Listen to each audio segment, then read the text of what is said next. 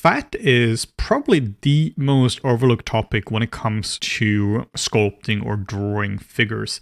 Either the fat is really exaggerated and making an overweight person and only thought about when making an overweight person, or it's not really thought about at all as an element. And it's incredibly important to think about fat as a structural element when you are creating characters, no matter what kind of character.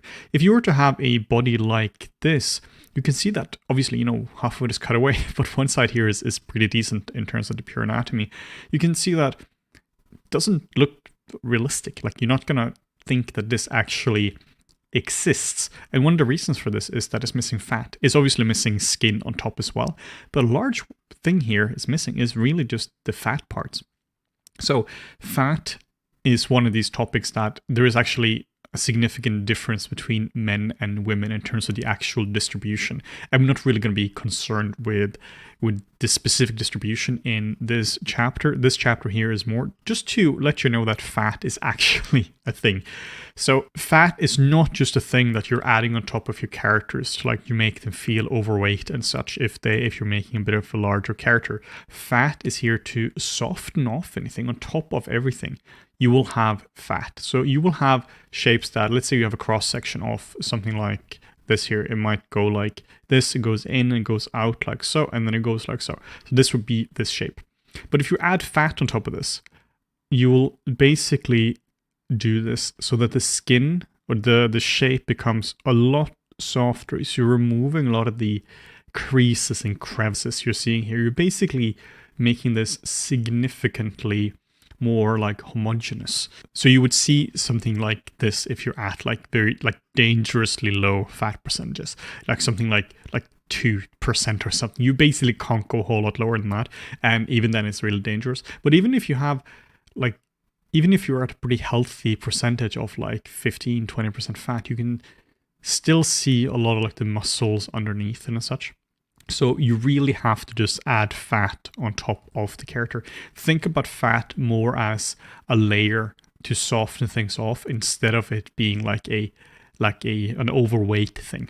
One thing about fat as well that's not really talked about is that while there are specific fat pads, these fat pads will sag more with age. So imagine the fat pad has a structure. Let's say this is the structure of the fat pad.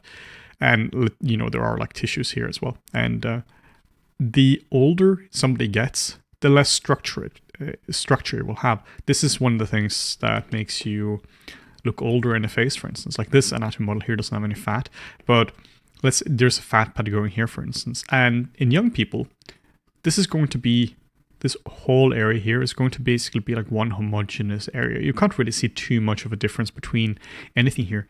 But as you get older, what's going to happen is that this fat pad here, just going to pick a different color, is that this is going to start to sag. And you're going to start to see these kind of shapes here. So shapes that would normally be quite defined would really just sag, and you would see the crevices in here. You would see the depressions in here. Whenever I say depression, I just mean a thing going into it. I don't mean someone being depressed. So this is what you see in a lot of older people. You see stuff sagging down here as well. And this is not just from because they're fatter. It's just because the fat pads themselves are losing structural integrity. So fat, incredibly important as an element, particularly if you're sculpting, because when you're sculpting, there's a bias towards focusing just on the muscles. I mean, not doing the bones is also massive common beginner mistake. That's one of the obvious ones. Well, of course you should just add the bones, but adding fat is a really common mistake that's not really talked about. Another thing about fat as well is that the distribution isn't even. Meaning, if you have a fat percentage of, let's say it's 20%, it's not that 20% is just evenly distributed across the whole body and there's just a layer around the whole thing. And if this were to be 50%, it would just be, it wouldn't scale. It would not just an inflate brush going over the whole thing. Instead, it does of course go over the whole thing to some degree. If you have somebody who's really obese, you would see that they are just thicker everywhere. There's just more volume everywhere. But in large ways, it does go to specific spots, in terms of It would go like on the belly, it would go like on the chest here, for instance. It will go like on the thighs as well.